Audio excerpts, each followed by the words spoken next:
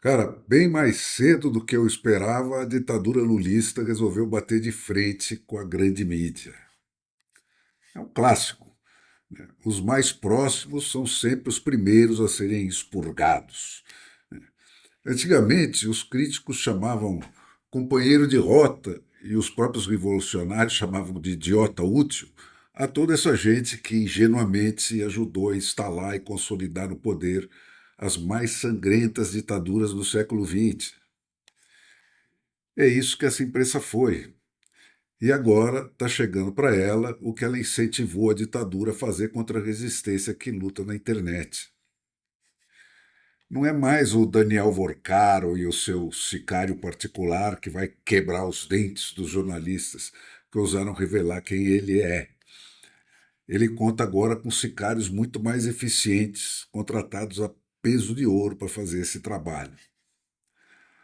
A operação de anteontem da Polícia Federal, como sempre escada pelo Alexandre de Moraes, né, para cumprir um mandato de prisão e 6 de busca e apreensão lá no Rio de Janeiro, foi dirigida contra o Marcelo Paes Fernandes Conde, que é filho do ex-prefeito Luiz Paulo Conde. É ele que o executivo-chefe da ditadura acusa agora de ser o mandante dos vazamentos por meio dos quais o Lauro Jardim e a Malu Gaspar, jornalistas do Globo, deram a conhecer ao mundo quem é o Daniel Vorcaro. Os 6 endereços nos quais foram colhidos aí o costumeiro material das devassas ordenadas contra quem quer que a ditadura classifique como inimigo ou como mero adversário, né? Ou quem quer que denuncie as falcatruas e as violações à lei dos seus principais agentes, estão relacionadas a esse empresário, que, no entanto, não foi encontrado. Ele está foragido.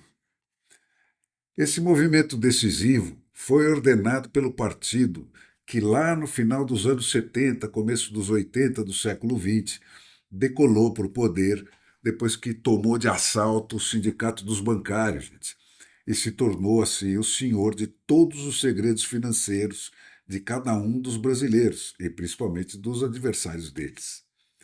Ele sabe, esse partido, exatamente o poder corrosivo que esse tipo de informação tem. E é por isso que foi dada a ordem, não para investigar o Vorcaro, o ladrão, né, mas para investigar a Receita Federal e o COAF, os únicos órgãos fora do núcleo duro lá da nossa cleptoditadura que conheciam os dados vazados. É que, como acontecia lá nos tempos do PTPOL, de polícia do PT, que vazava para as redações o que os sindicatos bancários espionava sobre as tramóias financeiras dos adversários do PT, as matérias do Lauro Jardim e da Malu Gaspar romperam a barreira de censura autoimposta pela imprensa mestrada a qualquer informação que pudesse mostrar quem realmente são esses heróis da democracia lulista que criaram a tramóia da trama golpista. E aí, gente, tudo começou a aparecer, claro como o dia. Quem foi que criou e alimentou o Banco Master? Como foi que ele se infiltrou no sistema financeiro nacional usando o pé de cabra dos consignados do Lula? Quem foi que o Vorcaro contratou para prestar serviços jurídicos por 131 milhões de reais, quando ficou claro lá para os de dentro, né, que nem a criptocracia lulista conseguiria impedir o desmoronamento final da pirâmide Ponzi lá dele antes das eleições? E também o que é que está por trás dessa ostentação de riqueza e do padrão de vida abissalmente incompatível com os salários de 46 mil reais que levam às excelências do Supremo Tribunal Federal.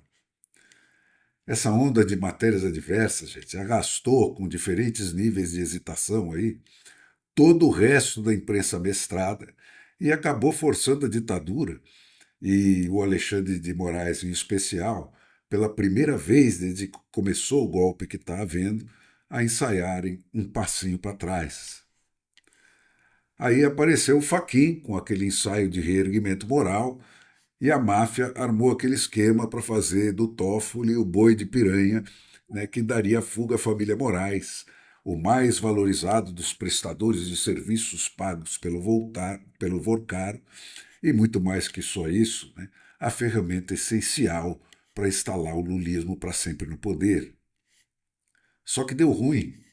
O Toffoli abriu a reunião em que seria lida a sentença de morte dele, avisando que se atirassem, ele revelaria o imposto de renda dos seus 9 pares do Supremo Tribunal Federal e mais os de todos os cônjuges, companheiros ou parentes em linha reta, colateral ou por afinidade, até o 3º grau, inclusive, de cada um deles.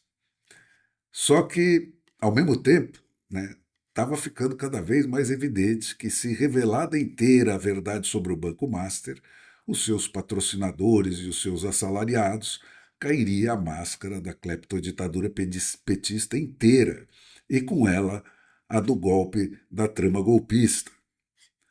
E lá se foi por terra o hesitante ensaio de reerguimento moral do Fachin. Gente, como é de lei na história, o caso brasileiro reconfirmou a implacabilidade do moto contínuo de todas as ditaduras, do presente e do passado.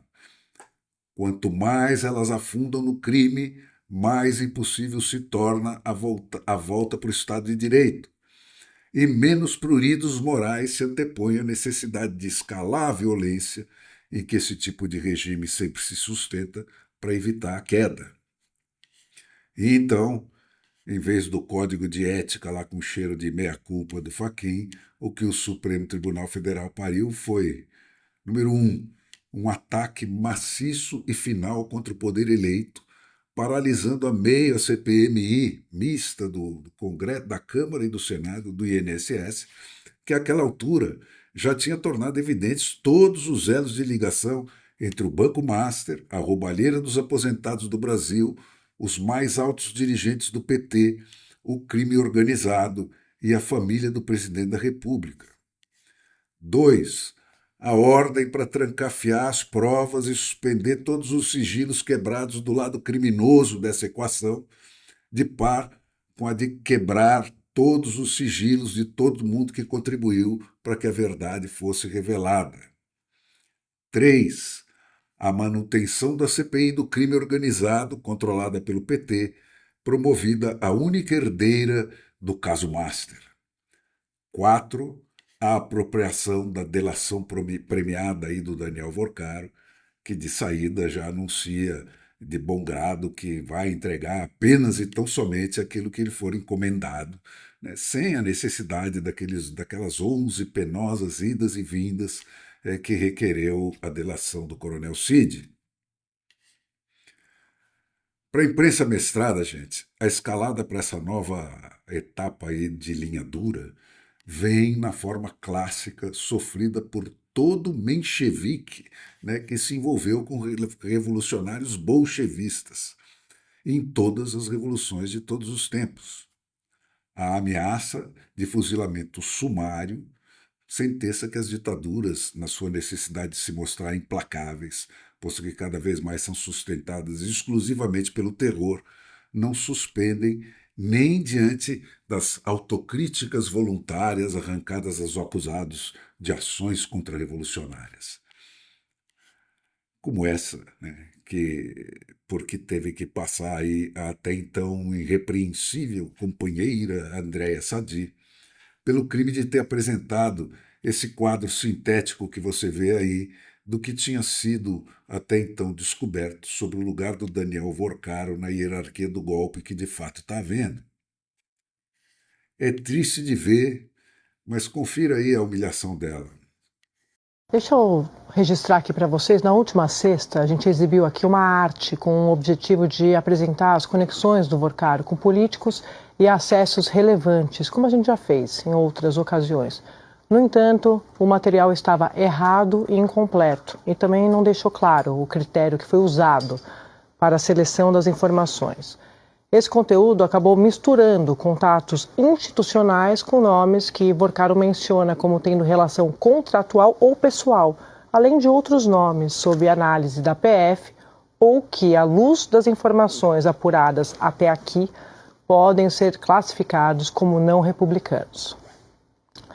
A arte também estava incompleta, porque não foram incluídos nomes que já se tornaram públicos por envolvimento com o caso Master, como ministros do Supremo e políticos, nem ex-diretores do Banco Central, que estão sob escrutínio da polícia por suspeita de corrupção na relação com o banqueiro.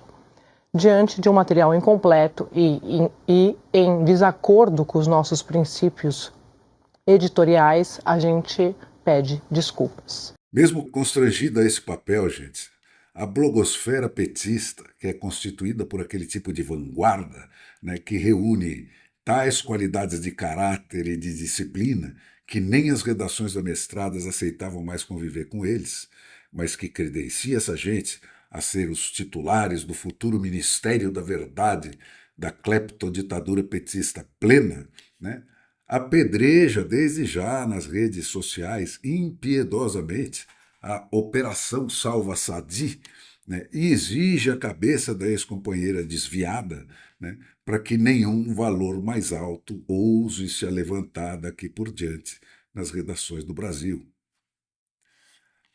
Gente, vai ser mera formalidade completar o trabalho de acabar de quebrar a economia nacional para comprar mais uma eleição, né, com todo mundo com voto contra tornado inelegível, ao som aí dessas análises sobre o clima entre o Executivo e o Congresso, sobre as estatísticas de emprego e de saúde financeira falsificadas, né, ou sobre as pesquisas eleitorais que ninguém sabe quem paga.